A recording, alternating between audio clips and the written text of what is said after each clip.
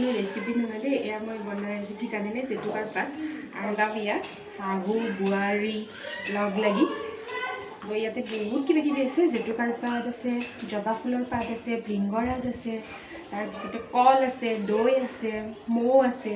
এই গোটেইখিনি মিক্স কৰি এতিয়া আমি চুলিত লগাম আৰু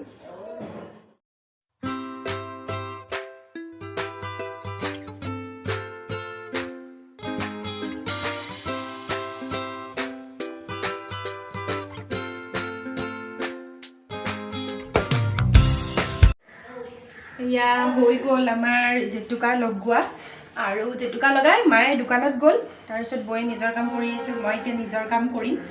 আৰু এনেকৈ আমি 1 ঘণ্টা 1.5 ঘণ্টা 2 ঘণ্টামান থাকি দিম আৰু যিমান দেৰি থাকে সিমান দেৰিয়ে ভাল, শুকাই গ'লেতো আৰু ভাল। তো এনেকৈ থাকিম। আৰু ইয়াতে বহুত কিবা কিবি দিছোঁ, গতিকে ইমান নাথাকিলে বেছি নিদিলেও কথা নাই। কিন্তু মই ইয়াত জেতুকাৰ পাত দিছোঁ, তাৰপিছতে মৌ দিছোঁ, দৈ, কল আৰু কি আছিল এইটো ভৃংগৰাজ, তাৰপিছত জবা ফুলৰ পাত, জবা ফুল গোটেইখিনি মিক্স কৰি পেকটো বনাই লৈছোঁ। এনেকৈ লগাই লৈ এতিয়া বাকী কাম চামখিনি হোৱালৈকে ধুনীয়াকৈ মূৰটো শুকাই যাব। আৰু ইমান ধুনীয়া কালাৰ চাইছে জেতুকাটো, বিৰাট ধুনীয়া। মাজে মাজে এনেকৈ লগাই থাকোঁ, শাহু বোৱাৰী চবেই লগ লাগি।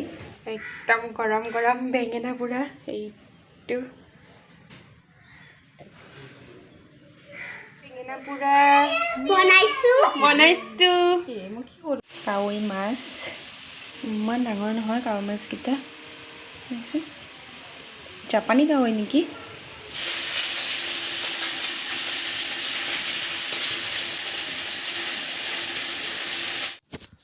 আৰু এয়া হৈছে বইল চিকেন, আমাৰ দুপৰীয়াৰ আজিৰ খানা। আৰু মই শেষত ঈশা আৰু জিয়াৰ এটা বিহু নৃত্য আগবঢ়ালোঁ আপোনালোকলৈ, তেনেহ'লে চাওকচোন।